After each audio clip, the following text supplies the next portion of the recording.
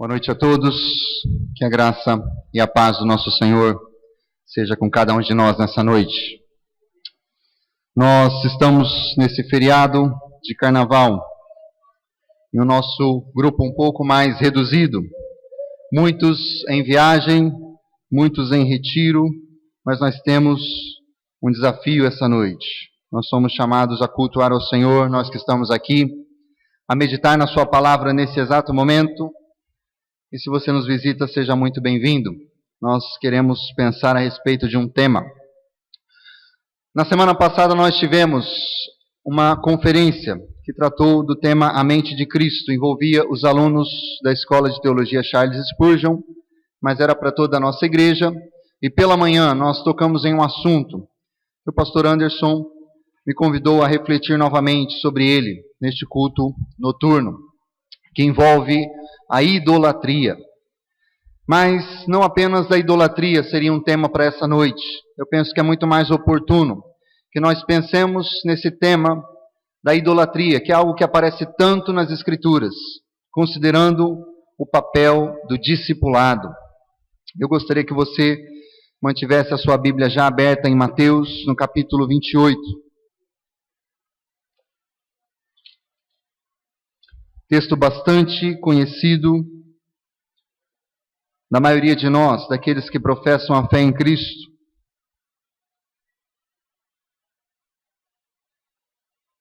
Mantenha sua Bíblia aberta, nós retornaremos a Mateus 28, no verso 18 até o verso 20, em alguns instantes. Mas o tema dessa noite, se nós pudéssemos resumir essa proposta de articular ou de pensar a respeito da idolatria e do discipulado, seria esse: o discipulado e os ídolos do coração. O discipulado e os ídolos do coração. E a grande pergunta que nós fazemos ao pensar nesses dois assuntos e na relação que eles têm na palavra de Deus envolve entender como o discipulado nos ajuda a vencer os nossos ídolos e a estimular outras pessoas na mesma direção. Nós pensaremos em um momento sobre o discipulado, nós pensaremos no conceito de idolatria, mas a grande pergunta que norteia esses dois assuntos é a seguinte: como o discipulado nos ajuda a vencer os nossos ídolos e a estimular outras pessoas na mesma direção? E a resposta que nós tentaremos dar essa noite diz o seguinte: uma mentalidade discipuladora, uma mentalidade cativa à ordem de Cristo de fazer discípulos, de seguir a Cristo e de incentivar outros a fazerem o mesmo. Essa mentalidade vai expor e tratar tanto o nosso coração quanto o coração daqueles a quem nós estamos ensinando e proclamando o Evangelho. A mentalidade discipuladora expõe e trata os nossos ídolos, enquanto produz uma comunidade, uma igreja, que persevera no poder de Cristo.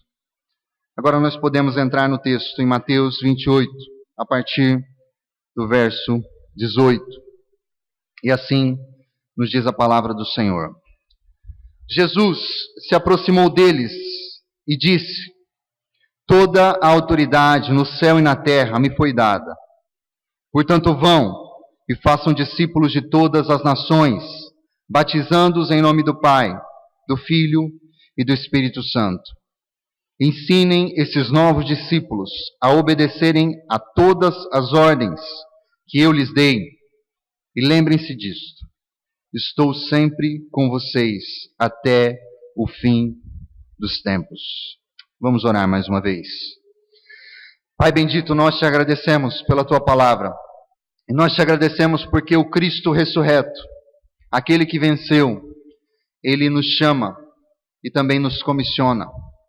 O Senhor nos chamou para a bendita comunhão contigo, para experimentar todas as bênçãos que foram adquiridas na cruz do Calvário: o perdão, a reconciliação, a adoção de filhos, a esperança futura de uma glória que nunca acaba. Mas nós também fomos chamados por Cristo a ir ao mundo e anunciar a sua obra, a avançar o seu reino, fazendo discípulos, ensinando-os a guardar todas as coisas. Tem misericórdia de nós essa noite, porque nós carecemos do Teu auxílio. Nós precisamos da visitação do Teu Espírito, Deus. Tanto eu aqui, enquanto proclamo essas verdades, e preciso eu mesmo, em primeiro lugar, do auxílio do Senhor. E também aos meus irmãos, para que todos nós aqui cresçamos à estatura do varão perfeito, que é Cristo Jesus, o nosso Senhor. No nome dele, nós oramos agradecidos. Amém e amém. Esse texto em geral é pregado quando nós temos desafios missionários, quando nós temos campanhas evangelísticas ou coisa parecida. Mas, em resumo, nós podemos entender que em Mateus 28, do verso 18 até o verso 20, temos um chamado de Jesus para todos os seus discípulos. Jesus nos manda ir ao mundo, reconhecendo a sua autoridade nos céus e na terra. Isso está no verso 18. E por causa dessa autoridade, nós vamos ao mundo para fazer discípulos de todas as nações. Então, o discipulado é muito mais do que uma técnica, é muito mais do que um estudo que nós agendamos com pessoas, um estudo programado. O discipulado significa a disposição em seguir a Cristo e levar outras pessoas a segui-lo também, visando salvação de uns e santificação de outros. Seguir a Cristo e conduzir pessoas neste mesmo caminho. A grande pergunta que você pode fazer é: onde está o conceito ou a ideia de idolatria nesse texto?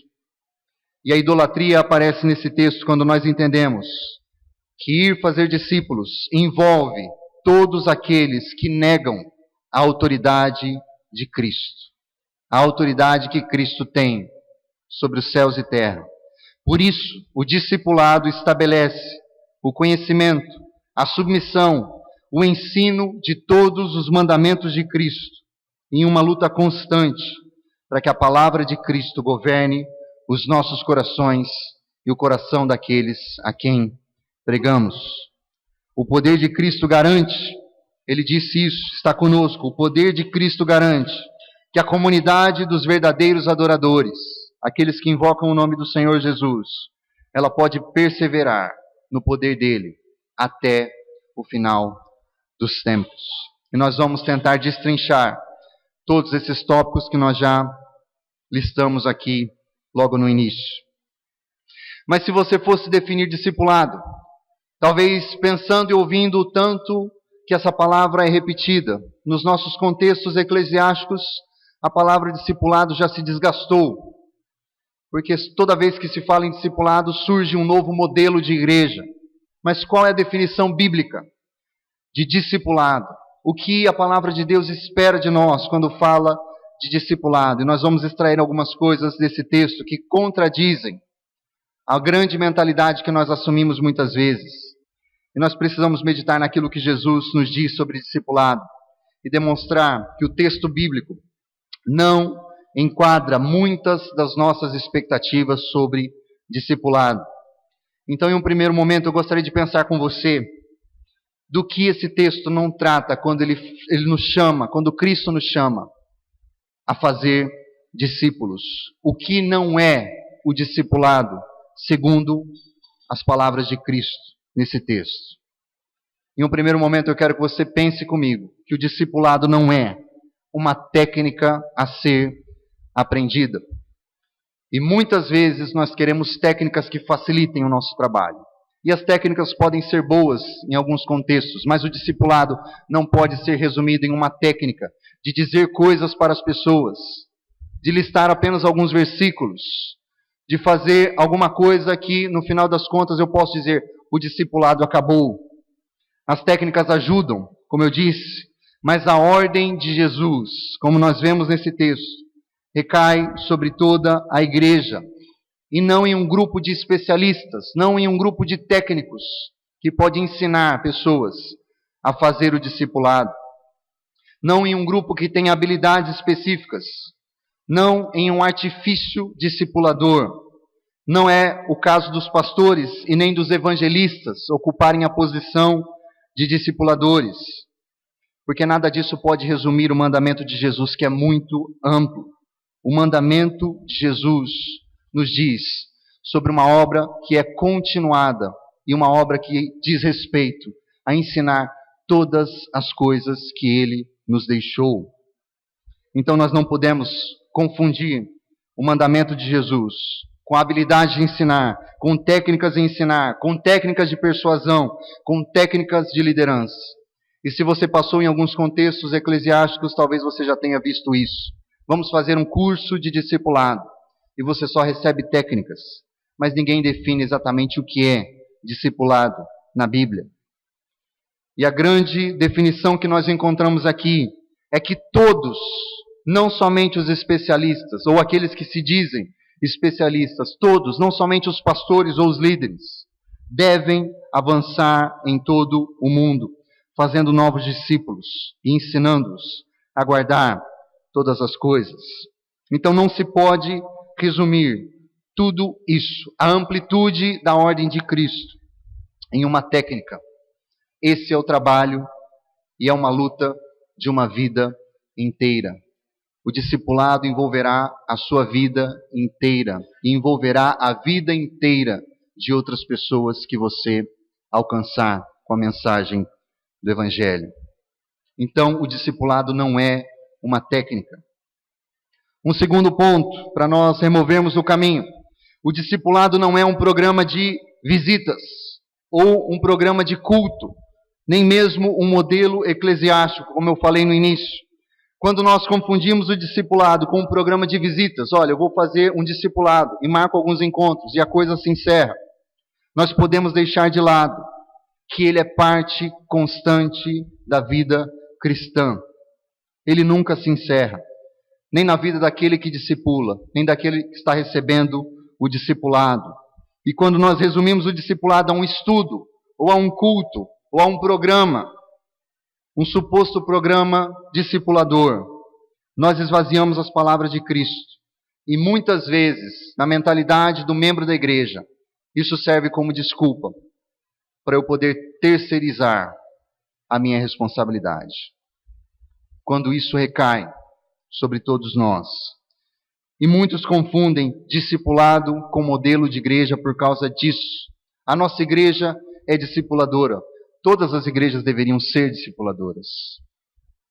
Algumas igrejas talvez dão uma ênfase em modelos que se dizem discipuladores. E a ênfase recai sobre o modelo e não sobre a própria atitude de discipular pessoas. E o que isso significa na prática, de modo orgânico, de modo natural na vida da igreja, de modo intencional, como nós vamos falar mais adiante. E por isso a igreja de Cristo, ela deve estabelecer o discipulado, e ela deve fazer novos discípulos e não confundir isso com modelos. E o grande problema é que muitas vezes a mentalidade que nós adquirimos, pensando junto com esses modelos, é que nós confundimos o mandamento de Cristo com essas construções humanas, com esses ministérios que são mais humanos do que inspirados nas Escrituras, ou com modelos, com estruturas eclesiásticas. Mas o discipulado que Jesus nos manda fazer, ele se estabelece no centro da igreja.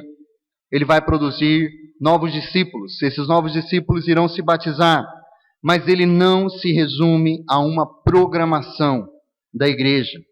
Ele deve avançar em direção ao mundo e ele deve se manifestar diariamente até a consumação dos séculos. E um terceiro ponto, para nós conseguirmos entender melhor, é que o discipulado não é um guia de estudo a ser ministrado. Isso é muito comum. Se algum de nós for desafiado a discipular alguém, a primeira pergunta talvez seja: qual material nós estamos usando na igreja para discipulado?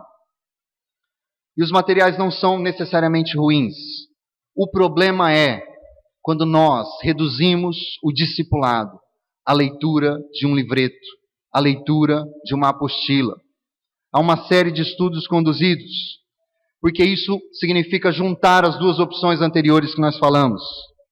Nós queremos uma técnica, e a técnica vem em formato de livro, e nós queremos somar isso a um programa que vai ser executado.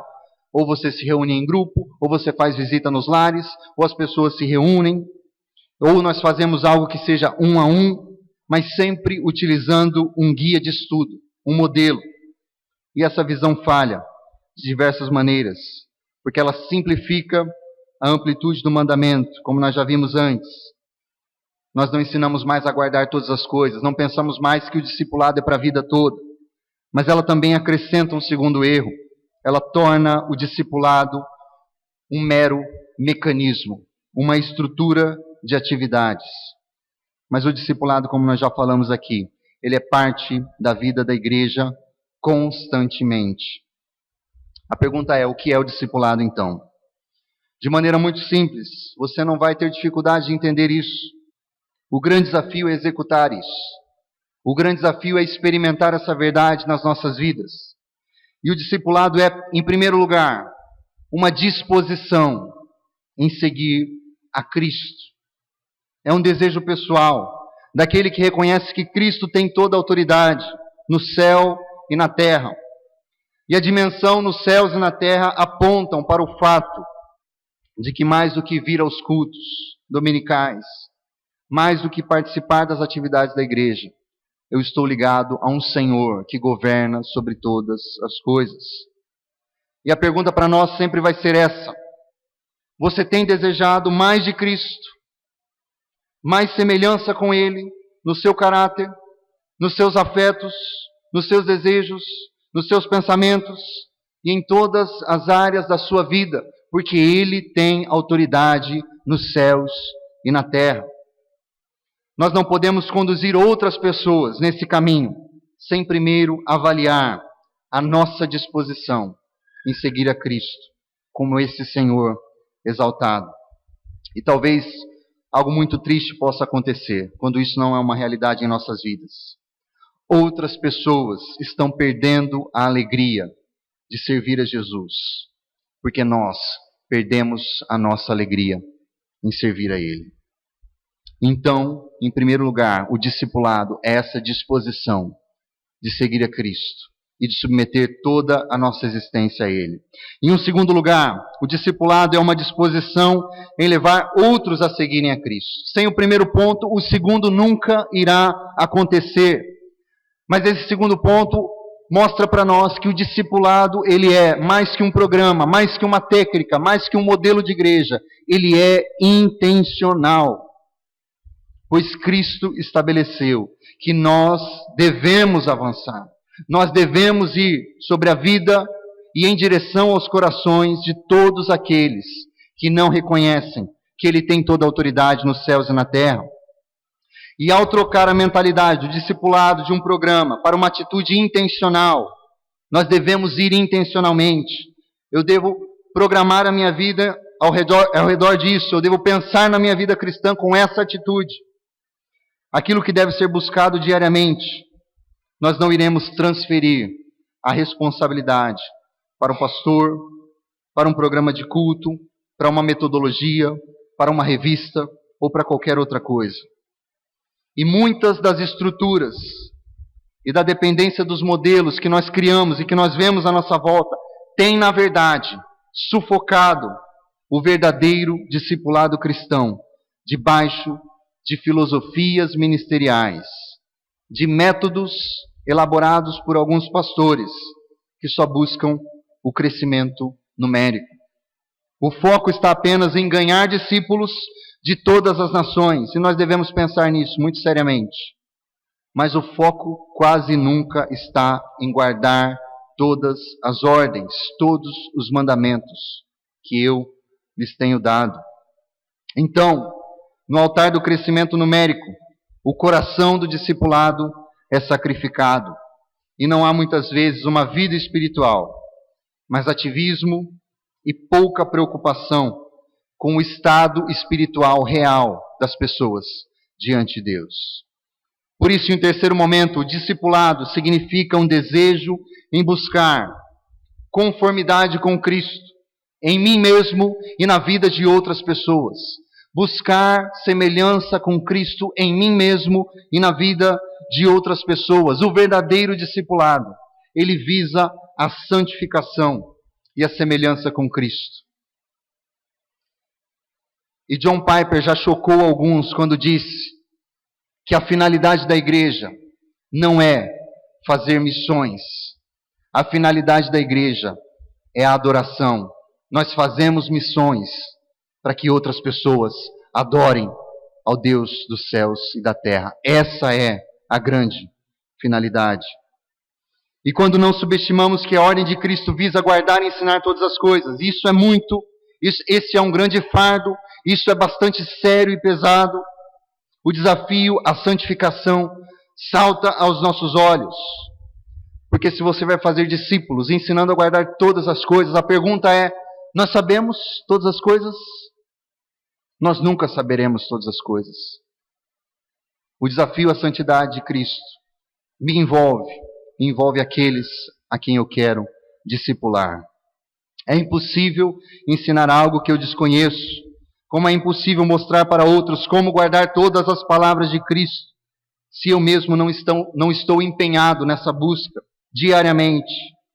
Então, a autoridade de Cristo, que nos comissionou, que nos ordenou, que determinou que nós devemos ir aos outros todos os dias, e a presença dele conosco, a sua autoridade, a sua comissão e a presença dele conosco, são a única garantia de sucesso que temos em compreender, aplicar ao nosso coração e ensinar aos outros, visando fazer discípulos. Nós podemos desafiar as pessoas a buscar conformidade com Cristo, porque nós estamos fazendo isso. E essa busca que apresenta o papel do discipulado em duas vias. Primeiro, se você vai fazer isso, você vai perceber muitas áreas do seu coração que não estão de acordo com a vontade de Cristo, se você está buscando ativamente a voz de Cristo em todas as áreas e todos os mandamentos de Cristo, coordenando e direcionando o seu coração. O discipulado vai expor os ídolos do nosso coração, enquanto nós buscamos guardar tudo aquilo que Cristo ensinou. Em um segundo momento, o discipulado vai ajudar outras pessoas a rejeitarem os seus ídolos e reconhecerem a autoridade de Cristo, o seu poder salvador, e a se submeterem a todas as suas ordens. Por isso, nós precisamos pensar com um pouco mais de cuidado sobre esse tema, sobre esse tópico, sobre este assunto da idolatria. Porque segundo o texto que nós lemos, a negação de que Cristo tem toda a autoridade nos céus e na terra, e toda a insubmissão às suas ordens, envolvem rejeitar o Deus da Bíblia, envolvem rejeitar o Cristo que foi exaltado, envolvem negar o Deus das Escrituras. Por isso eu gostaria de voltar com os irmãos, alguns já ouviram, mas como o próprio apóstolo Paulo diz, não é pesaroso, não é cansativo dizer as mesmas coisas, e é uma segurança para nós. Nós precisamos de uma definição de idolatria que seja mais coerente com a palavra de Deus. Porque quando o Senhor Jesus nos chama a considerar a sua autoridade, o seu poder, nós vemos que ele está trazendo de volta das Escrituras do Antigo Testamento um tema bastante recorrente, um assunto que Deus apresenta no Antigo Testamento, na Antiga Aliança, com bastante seriedade.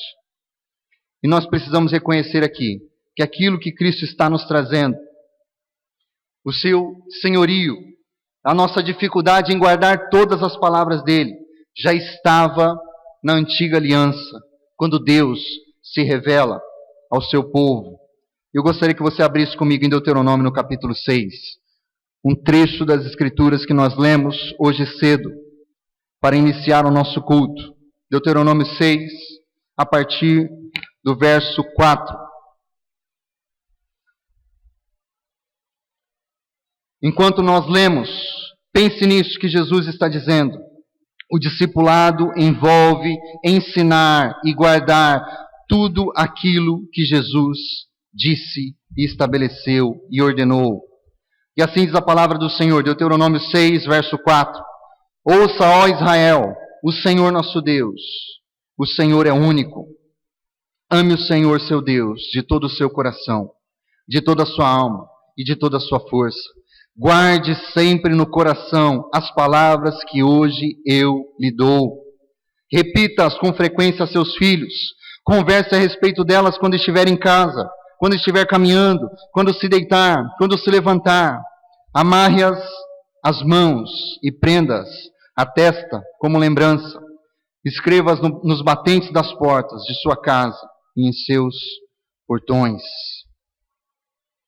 Quando nós chegamos nesse texto, nós percebemos que há um grande paralelo com aquilo que Jesus está dizendo. E meditando sobre Deuteronômio, meditando no livro de Êxodo, nós vamos chegar à conclusão que idolatria não é apenas curvar-se perante imagens religiosas. E observe que o nosso Deus, Ele é muito zeloso. Ele está em disputa pelo coração dos seus adoradores. Avance para o verso 14 e o verso 15. Não sigam nenhum dos deuses das nações vizinhas. Verso 15, pois o Senhor, o seu Deus, que vive entre vocês, é Deus zeloso. Se o fizerem, a ira do Senhor, seu Deus, se acenderá contra vocês, e Ele os eliminará da face da terra. Quando nós conectamos todo o capítulo 6, nós estamos entendendo que Deus, quando Ele nos diz para guardar a sua palavra no mais profundo do nosso coração, Ele está nos alertando que se existe alguma outra fonte de autoridade, aí está um ídolo. Na prática, isso significa que todas as disputas mais profundas acerca da idolatria nas Escrituras envolvem os compromissos, os afetos mais profundos do nosso coração. E como isso se manifesta na prática? Observe o verso 16 e o verso 17. Não ponham à prova o Senhor seu Deus, como fizeram quando se queixaram em Massá. Obedeçam cuidadosamente aos mandamentos do Senhor seu Deus, bem como a todos os preceitos e decretos que Ele lhes ordenou. Quando nós olhamos para esses versos, nós vemos que os ídolos, se eles tomassem conta do coração do povo de Deus, eles produziriam insatisfação e desinteresse com a vontade do Senhor. Portanto, nós precisamos de uma definição de idolatria que seja mais coerente com essa busca de Deus em chegar ao mais profundo do nosso coração. E a grande definição que eu gostaria de dar essa noite é a seguinte: a idolatria é colocar em qualquer coisa, pessoa ou ideia, ou até mesmo em um sentimento, a nossa confiança, a nossa identidade, e valorizar ou desvalorizar todas as demais coisas a partir deste ídolo. A idolatria é colocar qualquer coisa, qualquer pessoa, ideia ou sentimento, a nossa confiança, a nossa identidade pessoal, e valorizar ou desvalorizar todas as demais coisas a partir deste ídolo. E as palavras do Senhor precisam penetrar no profundo do nosso coração. Enquanto Cristo diz que tem toda a autoridade nos céus e da terra, Jesus está declarando, como nós vemos em todo o Novo Testamento, que Ele é Senhor, como Yahvé, como o Deus dos judeus estava fazendo aqui. O senhorio de Cristo, o governo de Cristo, deve se manifestar pela maneira como Ele controla e governa todas as coisas em nossa vida. Do mesmo modo como Israel deveria seguir ao Senhor seu Deus, observando atentamente os seus mandamentos, as suas ordens, colocando isso diante de si o tempo todo, guardando isso no seu coração, ensinando aos seus filhos. Tudo isso faria com que o povo colocasse o centro da sua existência, da sua identidade e do seu propósito no Senhor Deus. E Jesus está fazendo a mesma coisa. E qual é o grande problema? Porque este grande peso de pensar em todas as coisas que Deus diz, isso não é muito sério, não é muito amplo. O grande problema que nós devemos enfrentar, e porque Deus se preocupa tanto em dizer que nós devemos buscar ativamente a vontade dEle, estudar a vontade dEle, compreender, aplicar, meditar, guardar, ensinar, compartilhar, discipular nas palavras de Cristo. O grande problema é que o nosso coração, ele precisa recorrer à vontade de Deus o tempo todo e entender toda a vontade de Deus, porque ele naturalmente se desviará. E nós podemos resumir toda a teologia bíblica do pecado e todos os efeitos do pecado, aqueles piores efeitos, os mais devastadores, ou até mesmo aqueles efeitos que nós sentimos no dia a dia, a partir do conceito de idolatria. Os efeitos da idolatria se manifestam em todas as áreas. E nós podemos dizer que a idolatria é o pecado por trás do pecado. E este é o problema central da nossa existência. Ou como alguém já disse, o coração do problema é o problema do coração. O nosso coração, naturalmente, se inclina para os ídolos. E os ídolos nas Escrituras estão ligados aos desejos mais profundos que procuramos satisfazer de algum outro modo e não no Senhor Deus que nos criou. E conforme ensina David Paulinson, um pastor e um conselheiro cristão, ele vai além e vai dizer que o Novo Testamento, ele funde, ele junta o conceito de idolatria com o conceito de desejos desordenados. Quando qualquer outra coisa nos controla, e não Jesus, e tudo aquilo que ele ensinou, nós encontramos aí o nosso verdadeiro Senhor. E uma comentarista vai dizer o seguinte, Rebecca Pippert: tudo o que nos controla é nosso Senhor. A pessoa que busca o poder é controlada pelo poder. A pessoa que busca a aceitação de outras pessoas, ela é controlada pelas pessoas às quais ela quer agradar. Nós não controlamos a nós mesmos, nós somos controlados pelo Senhor das nossas vidas. Agora abra comigo em Romanos, no capítulo 1. Nós vamos ler Romanos, no capítulo 1.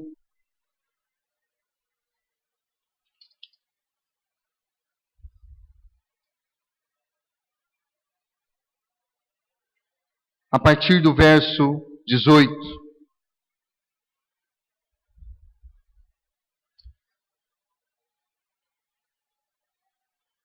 E assim nos diz a palavra do Senhor, Romanos 1, 18. Assim Deus mostra do céu a sua ira contra todos os que são pecadores e perversos, que por sua maldade impedem que a verdade seja conhecida. Sabem a verdade a respeito de Deus, pois ele a tornou evidente, por meio de tudo que ele fez, desde a criação do mundo. Podem perceber claramente os seus atributos invisíveis, o seu poder eterno, a sua natureza divina. Portanto, não tem desculpa alguma.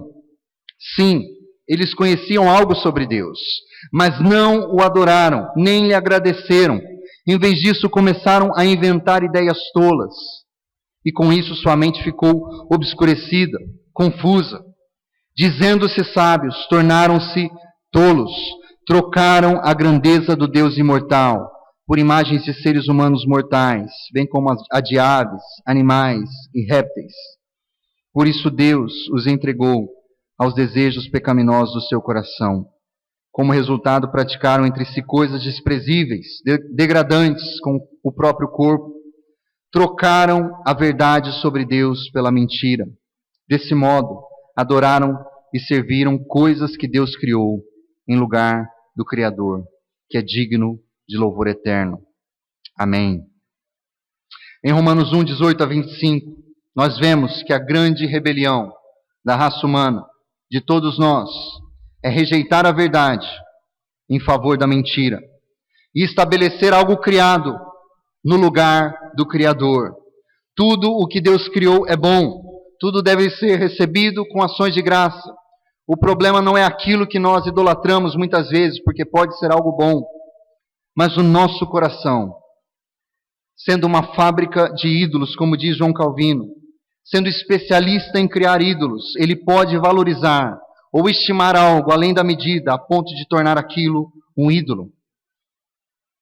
Os ídolos podem sim ser coisas boas, que nós transformamos em coisas supremas, para obter delas o nosso significado, o significado da nossa existência, o nosso propósito, a nossa alegria, o nosso maior desejo repousa sobre essas coisas. E Richard Kais vai resumir isso de maneira bastante penetrante. Toda sorte de coisas são ídolos em potencial, dependendo somente das nossas atitudes e ações concernentes a elas. A idolatria pode envolver a negação explícita da existência de Deus ou do seu caráter. Ela pode vir também na forma de um afeto excessivo a algo que em si mesmo é perfeitamente lícito. Um ídolo pode ser um objeto físico, uma propriedade, uma pessoa, uma atividade, uma posição, uma instituição, uma esperança, uma imagem, uma ideia, um prazer, um herói, qualquer coisa que possa substituir Deus. Deste modo, como ensinou Martinho Lutero, todo pecado é, antes de tudo, uma quebra do primeiro mandamento. E quando nós investigamos os pecados superficiais mais a fundo, nós encontraremos aí alguns ídolos. E esses ídolos estão no profundo do nosso coração, assumindo o lugar de Cristo, assumindo a autoridade que pertence a Cristo e coordenando, direcionando a nossa vida no lugar de Cristo. Eu quero que você faça um breve exercício comigo, enquanto nós caminhamos para o fim. Talvez você possa pensar em algum outro pecado, mas eu trago isso como exercício, porque é o exercício da caminhada cristã, é o exercício do discipulado. Eu vou dar o exemplo de um pecado, você pode pensar em vários outros. Isso se aplica a vários outros pecados. Mas quando nós notamos o pecado simples e superficial da fofoca, e quando nós vamos mais a fundo, nós encontramos alguns ídolos que podem motivar este pecado. O pecado por trás do pecado, como nós já falamos. Eu vou apontar alguns aqui para que você pense, mas você pode pensar em outros pecados específicos que podem também se relacionar com esses ídolos. E o primeiro ídolo é o ídolo da aprovação.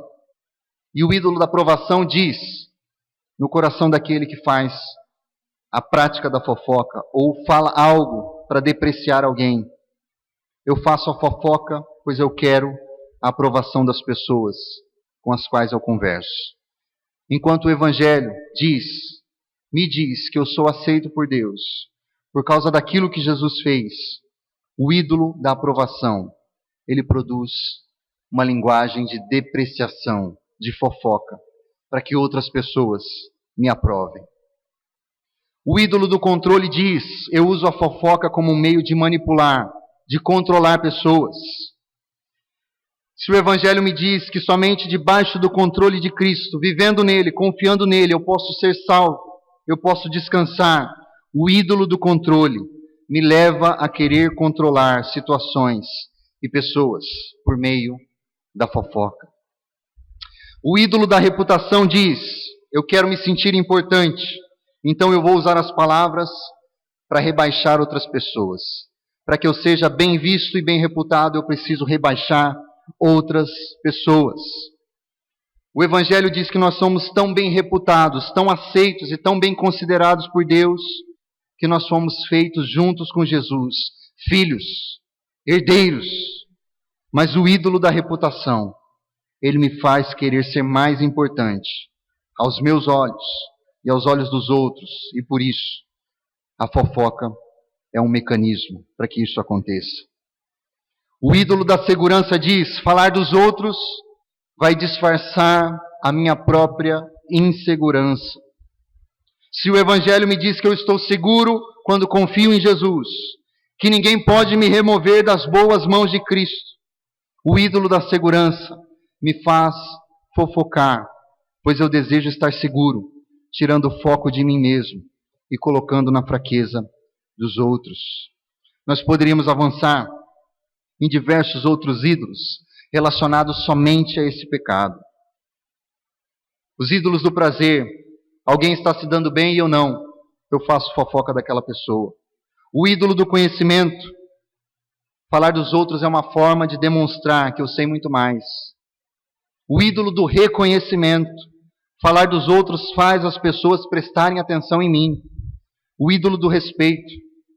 Alguém me desrespeitou, alguém não me deu respeito. Eu vou desrespeitar essa pessoa, falando das fraquezas dela. Todos estes ídolos são falsos salvadores que querem nos prometer aquilo que nós podemos encontrar somente em Jesus. Quando nós pensamos em todas as outras coisas que Jesus ordenou, nós voltamos para os ídolos que prometem o que somente Ele pode dar. E pensar na idolatria, pensar no pecado por trás do pecado, é algo essencial no discipulado cristão, porque somente isso pode transformar os nossos corações. E outra maneira de você entender isso e aplicar ao seu coração e fazer um exercício ao longo dessa semana. Pense naquilo que você mais ama, naquilo que você confia e daquilo que você tem medo. O que você ama, o que você mais confia, em que você mais confia e do que você mais tem medo. E apenas alguns exemplos para que você entenda um pouco mais disso. São exemplos de Robert Turner e Will Walker, dois pastores. E eles vão dizer o seguinte: se eu tenho medo de ficar solteiro, a mentalidade de um jovem, estar em um relacionamento provavelmente é o meu ídolo. Porque isso promete me salvar do inferno, que é a vida de solteiro. Se eu confio em ter o suficiente para o meu sustento, a estabilidade provavelmente é o meu ídolo. Porque a estabilidade me promete que eu nunca ficarei sem nada.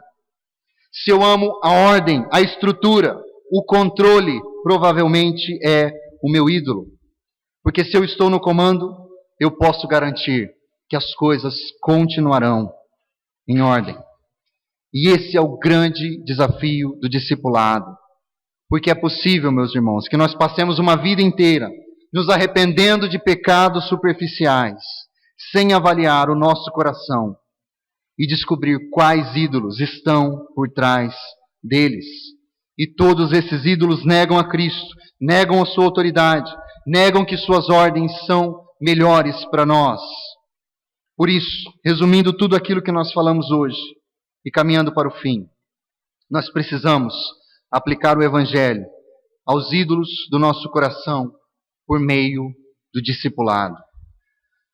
E a primeira afirmação a respeito disso é a seguinte: nós precisamos do discipulado, pois o Evangelho, que é parte do discipulado, o Evangelho que envolve todas as ordens de Cristo, é o poder que derruba todos os ídolos. Quando nós voltamos, por exemplo, da fofoca, nós percebemos que a busca por ser respeitado, ou porque eu creio que alguém não me respeitou e me levou a fofocar, eu encontrei um ídolo que precisa ser rejeitado. E eu preciso botar a minha confiança, conduzir a minha confiança novamente a Cristo, me arrependendo deste ídolo. E quando eu olho para Jesus, pensando nisso, quando eu olho para Cristo em adoração, eu vejo que Ele deixou de lado o seu direito de ser respeitado. E Ele humilhou a si mesmo, sendo obediente até a morte, e morte de cruz, como diz Filipenses. Isso me lembra da verdade que eu não preciso buscar o respeito dos outros. Eu já tenho a aprovação de Deus em Jesus.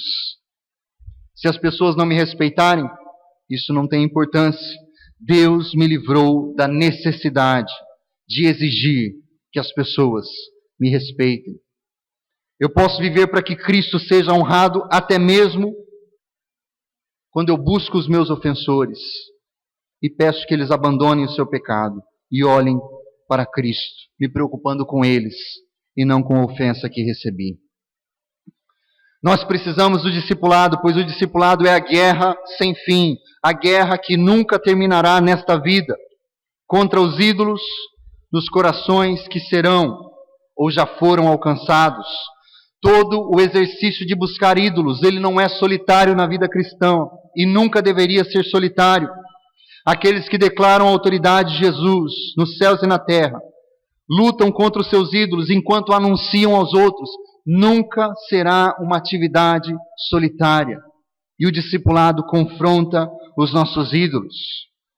A mesma palavra que nós guardamos em que nós buscamos guardar em nosso coração e estabelecer Cristo como mais exaltado em nosso coração, é a mesma palavra que nós anunciamos e pregamos. Por isso nós devemos buscar intencionalmente o desafio de fazer discípulos e estabelecer em nossa vida diária uma cultura de influenciar pessoas a seguirem a Jesus. E terceiro e último, nós precisamos do discipulado, pois a igreja é uma comunidade de discípulos, de verdadeiros adoradores que prevalecem no poder de Cristo todos os dias, até o final dos tempos. Quando Cristo é afirmado, e não nós, não os nossos ídolos, quando todas as ordens de Cristo penetram em nosso coração, e não são os ídolos governando os nossos pensamentos, nós podemos encontrar a imagem de uma igreja que foi resgatada pelo Senhor, de sua maneira fútil de viver, para a glória do Deus vivo. Quando os nossos ídolos prevalecem entre nós, nós entramos em conflito com Deus e em conflito uns com os outros. Quando a mentalidade é de seguir a Cristo e levar os outros a serem discípulos mais parecidos com Jesus, no poder do Evangelho, toda a tristeza que o pecado traz pode ser quebrada e nós podemos experimentar o quadro que nós lemos no texto de Romanos 12, do verso 9 até o verso 21. Eu gostaria que a igreja se colocasse em pé. Nós vamos ler esse trecho novamente. Romanos, no capítulo 12, do verso 9 até o verso 21. Esta é uma igreja submissa à autoridade que Cristo tem, a toda a autoridade que Cristo tem nos céus e na terra.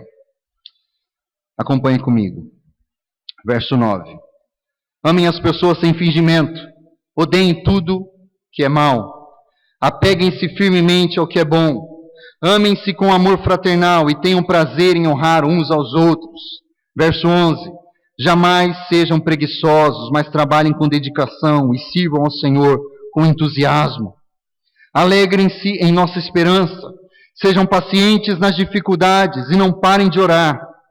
Quando membros do povo santo passarem por necessidade, ajudem com prontidão, estejam sempre dispostos a praticar a hospitalidade. Abençoem aqueles que os perseguem, não amaldiçoem, mas orem para que Deus os abençoe. Alegrem-se com os que se alegram e chorem com os que choram. Vivam em harmonia uns com os outros. Não sejam orgulhosos, mas tenham amizade com gente de condição humilde. E não pensem que sabem tudo. Nunca paguem o mal com o mal. Pensem sempre que fazer o que é melhor aos olhos de todos. No que depender de vocês, vivam em paz com todos. Amados, nunca se vinguem. Deixem que a ira de Deus se encarregue disso. Pois assim dizem as Escrituras: a vingança cabe a mim. Eu lhes darei o troco, diz o Senhor. Pelo contrário, se seu inimigo estiver com fome, dá-lhe de comer. Se estiver com sede, dá-lhe de beber. E ao fazer isso, amontoará brasas vivas sobre a cabeça dele. Não deixem que o mal os vença, mas vençam o mal praticando o bem. No final, meus irmãos, pelo poder de Cristo, que está conosco até a consumação dos séculos, nós podemos vencer o mal dos ídolos com o bem do Evangelho. Que essa obra avance em nossos corações e no coração de outros todos os dias. Vamos orar. Pai, nós te bendizemos e nós te agradecemos por essa noite, pela palavra do Senhor, que vai ao mais profundo do nosso ser e encontra tantas coisas. Nós não podemos nem imaginar, ó Deus, o que faríamos se outras pessoas soubessem quem nós somos no nosso interior. Mas o Senhor conhece tudo e ainda assim, Cristo veio para morrer por nós. Mesmo sabendo dos nossos afetos desordenados, dos nossos desejos que vão para outras coisas, que não se encontram com o Senhor, ainda assim Cristo veio e se entregou para nos remir, para nos salvar, para nos fazer um povo zeloso de boas obras, para que nenhum ídolo triunfe e permaneça em nossos corações. Tem misericórdia de nós, ó Deus. Nós confessamos a Ti as nossas fraquezas. Nós confessamos que sem a presença de Cristo e sem o poder do Espírito, nós não podemos suportar o guardar todas as coisas que o Senhor nos chama. E esse é um milagre da graça do Senhor. Quem está apto para tudo isso? Quem pode, ó Deus, discernir toda a vontade do Senhor para todas as áreas da sua vida? Nós precisamos de Cristo, e nós precisamos uns dos outros, e nós precisamos do poder do Espírito, que nos faz e nos conduz à imagem de Jesus, e nos leva a avançar sobre outros corações, para que sejam cativos a Cristo. Perdoa, Senhor, porque nós muitas vezes estamos desinteressados com o nosso próprio discipulado e com o discipulado de outros. Nós queremos métodos, nós queremos técnicas, mas nós não queremos ir intencionalmente e compartilhar as nossas vidas com outras pessoas e compartilhar o mesmo evangelho que já nos alcançou. Tem misericórdia, porque na tua igreja nós deveríamos continuar fazendo essa obra, ensinando todas as coisas. Vai durar toda a nossa vida, mas nós fraquejamos até mesmo nas menores coisas e naquilo que nós já sabemos. Ajuda-nos, ó Deus, porque nós sabemos que em Cristo não está apenas a nossa salvação, mas em Cristo está a nossa felicidade. E que assim seja, Deus, que o Senhor reine, que o Senhor governe, que o Senhor seja a satisfação das nossas almas por meio de Jesus Cristo, que tem toda a autoridade nos céus e na terra. No nome dele, nós oramos agradecidos. Amém e amém.